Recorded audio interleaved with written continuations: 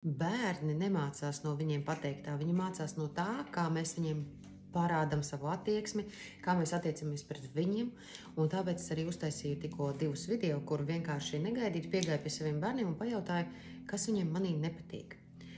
Tas ir ļoti svarīgi, kad jūs šādus jautājumus spējat uzdot, tas ir viens, bet, protams, ja jums ģimenē būs tādi apstākļi, kuros viņi nekad nedrīkst izteikties, viņi jums taisnību nepateiks. Un tāpēc ir svarīgi, kad viņi jums pasaka šīs negatīvās lietas, kaut kādas, kur viņiem liekas, tas man besi ārā, tas man nepatīk, jo tas ir tikai normāli, kad ir lietas, kuras man nepatīk, vai man mammai viss ir kārtībā, jā, bet mamma raudus pilvenā kaut kur.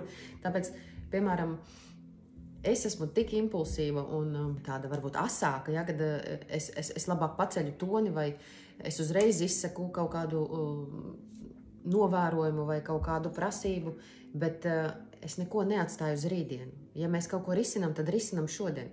Ko gan jums dos situācija, kura pasliktinās ar katru dienu, kura nav atrisināta? Tātad jums arī, kā pieaugušajiem attiecībās, jums ir jādzīvo tajā sliktajā realitātē no dienas uz dienu, jo jums kaut kas krājās, ko jūs negribat atrisināt. Tāpēc kāpēc to vilkt? Kāpēc to slaucīt zem paklāja? Ja? Kāpēc tēlot, kad viss ir kārtībā? Jo, ja ir kaut kādas mazās problēmas, tās labāk atrisināt uzreiz, ķerties vērsim pie ragiem, kā saka, un to izdarīt. Bet bieži vien mums to traucē mūsu emocijas. Un emocijas mums nosaka to, kā mēs reaģējam, un ja mēs nekontrolējam savu reakciju, tad būtībā viņas mūs kontrolē. Terapijā mēs no tā visa atbrīvojamies, bet, protams, tas nenozīmē, ka mēs atbrīvojamies no emocijām. Mēs sākam apzināties viņas, mēs sākam apzinātāk viņas izvēlēties, un mēs sākam sevi kontrolēt, kuras emocijas pavadā mēs vēlamies iet, ja, vai cik tālu mēs viņu vēlamies baudīt. Un kas vēl ir svarīgi, ko tad jūs iedosiet tajā mugursomā dzīvē līdzi saviem bērniem? Ja tur būs visādas lietas, kas viņam trūkušas, to es redzu pēc saviem klientiem vienkārši, ja, kuri atnāk un stāsta, ko viņi būtu vēlējušies saņemt no saviem vecākiem. Tā ir mīlestība, tā ir uzmanība, tas ir godīgums, lai nemelotu, ja, vai bieži vien cilvēki stāsta, ka viss ir kārtībā, vai tas ir normāli. Un cilvēki pieaug un domā, ka tiešām, redz, ja mēs tur dzīvojam kaut ko aizliedzot vai kaut ko nerunājot, tas ir normāli, tad visi tā dara. Nē, tā dara tikai tie, kuri nemāka par to runāt vai nemāka kaut ko konkrētu darīt. Un šie bērni pieaug, tātad jūs viņiem neieliekat mugursomā ne pārliecību, ne mīlestību. Labāk to pateikt tagad, izdarīt visu tagad. Ko viņi varēs baudīt dzīvē, ja viņi izmācās, sasniedz kaut kādu mērķi, un tagad viņiem jāsāk dzīvot, bet viņiem nav nekāda prieka. Un visi vēlas, lai mēs taču visi būtu tik dažādi. Un kur tad mums sākās tā dažādība? Sākās kaut kāda ideja panesās, visas sejas ir vienādas, visiem uzpumpētas lūpas, lielas skropstas. Tu esi pēc dabas radīts unikāls, un ko cilvēks dara? Dēļ tā, kad viņam bieži vien kaut kas trūkst, mēs visi sākam darīt to, lai mēs pēc iespējas līdzīgāki, lai mēs tai tirgū, tie lopiņi būtu pēc iespējas līdzīgāki, ko izvēlēties, ja? Vai sākās jauna mode? Ok, visi vai nogriežam īsus matus, vai audzējam garus matus, vai apģērbamies pilnīgi pēc vienas modes, jo tagad tas modē, tagad tāds brands modē, tagad šitāda mašīna, tagad kaut kas cits, ja? Mēs neesam unikāli. Unikāli mēs esam tad, kad mēs sekojam tam savam iekšējam, savam mugurkaulam. Mums ir mugurkauls, mēs nelūkamies visiem līdzi. Mēs mākam pastāvēt par to, kas mums interesē.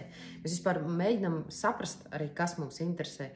Nevis, viņiem patīk, lai mani pieņemtu, es došos līdzi visiem pārējiem saviem draugiem un nodarbošos ar tām pašām lietām. Varbūt man arī patīk.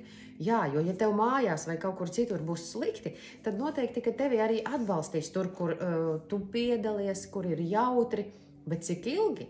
Tāpēc ir svarīgi vienkārši vienmēr pievērsties sev, pievērsties saviem bērniem, jo terapijā arī, kas ir ļoti svarīgi, lai jūs izdziedinātu kaut kādu emocionālu stāvokli vai kaut kādu slimību bērnā, jums no sākuma ir jātiek galā pašam ar savu emocionālo stāvokli, jo bērns pilnīgi visu copy-paste sevī iekšā patur. Viņš neticēs jums, kad jūs sakat, viss ir kārtībā. Viņš jums parādīs ar kaut kādām trakām kaitēm, ja? Kad nē, īstenībā man nav kārtībā. Tu kaut ko turi sevi, tu kaut ko nesaki, tu par kaut ko nedalies. Nu tā tad man arī jāpaciešās. Ok, un viņš to sāks darīt. Tāpēc tie video par to, vai jūs tiešām pajautājat, kas viņam nepatīk. Jo tas, kas mums patīk, tas, protams, ir vieglāk koncentrēties uz to, kas mums patīk. Lielākajai daļai bērnu šie noteikumi, kad tu nedrīksti darīt to, nedrīksti draudzēties ar šo, nedari tā, nedari šitā, neej tur, nesatiecies ar to. Tas norāda vienkārši, ka vecākiem ir savs viedoklis. Viņiem nav savs viedoklis, un viņi izaug lieli, un kam viņi tic vecākiem. Man taču mamma teica, jā, bet mammai tas strādā, mamma ir viena, mamma ir ar kādu kopā. Vai man ir piemērs, uz ko paskatīties, kurš kā veido tās attiecības? Vai tas jau, kad tu paskaties no malas, tas jau neko nenozīmē. Tev vajag tajā iekšā dzīvot, saprast un izjust. Tikai tad, kad tas pierakstās tajā tavā emocionālajā pierakstā, viss pilnīgi ierakstās zemapziņā, kura sastrukturē, tad kas priekš tevīm labi, slikti, neitrāli. Un tad mēs atkal varam spriest, vai mēs tiešām varam kļūt par kaut ko īpašu, jo īpaši mūsdienās ir tas, kas vienkārši dara to, kas visiem patīk, vai dara to, kas visiem nepatīk. Ja? Un jo vairāk tu sasniedz kaut kādu rezultātu, tad tas strādā. Bet ne visi tajā ir veiksmīgi. Tāpēc visa priekšgalā, tur dziļumā, ir emocijas, kuras mūs kontrolē. Tā ir mūsu lielākā atkarība, kuru mēs pat neapzināmies, cik lielā mērā, jo, kad ir emocijas, mēs vienkārši reaģējam. Un tāpēc bērni, tas ir tāda grāmata, kuru mums jālasa katru dienu, kamēr viņi pieaugs. Mēs lasām katru lapu, katru dienu savādāku kaut ko.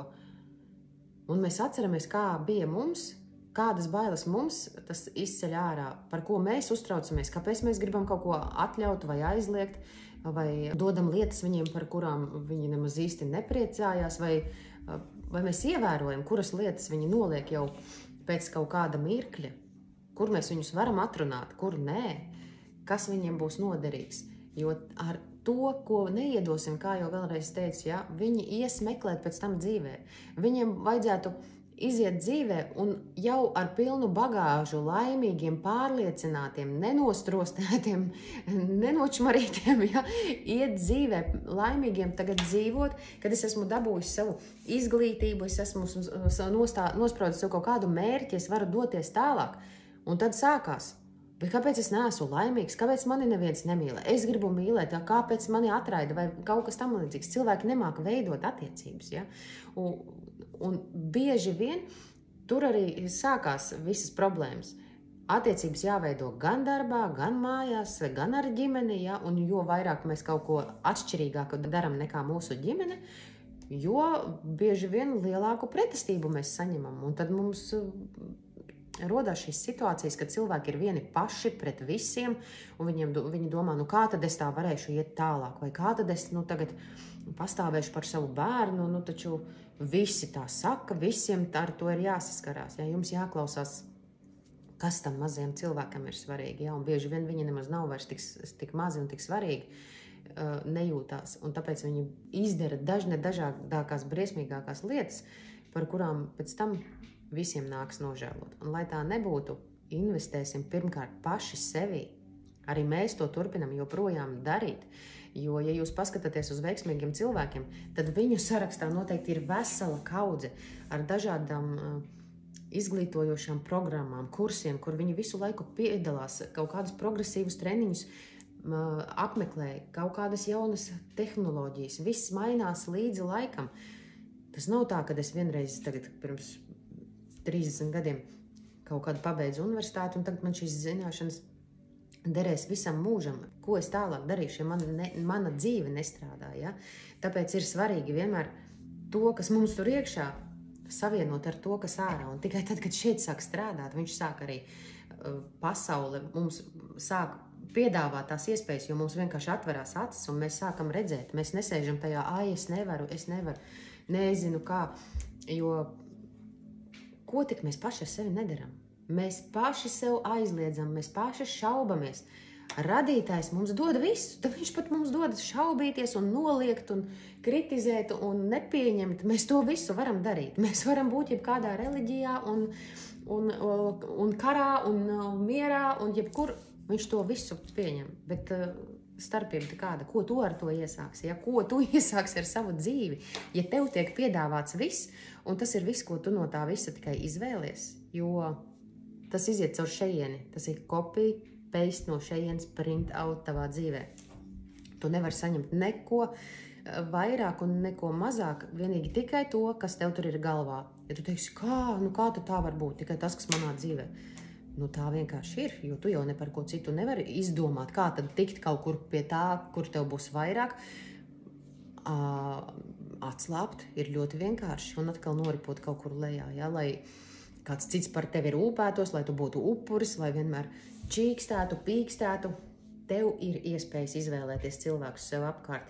Tu vari veidot savu dzīvi, un tāpēc ir ļoti svarīgi, kā jūs viņu veidojat, jo tas tieši un konkrēti ietekmē jūsu bērnus. Un, lai viņi būtu pēc iespējas laimīgākiem, mums pašiem jākļūst pēc iespējas veselākiem un tādiem jaudīgākiem, lai mēs viņiem varam rādīt labu piemēru.